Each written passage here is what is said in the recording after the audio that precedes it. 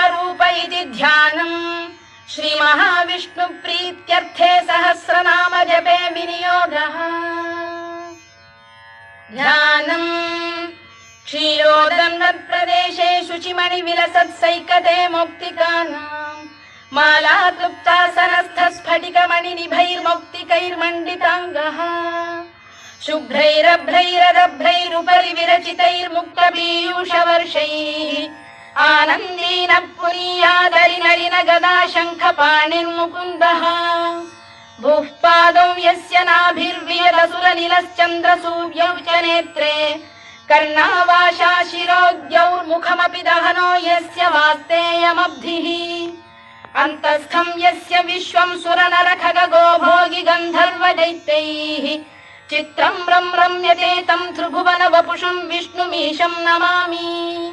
ॐ नमो भगवते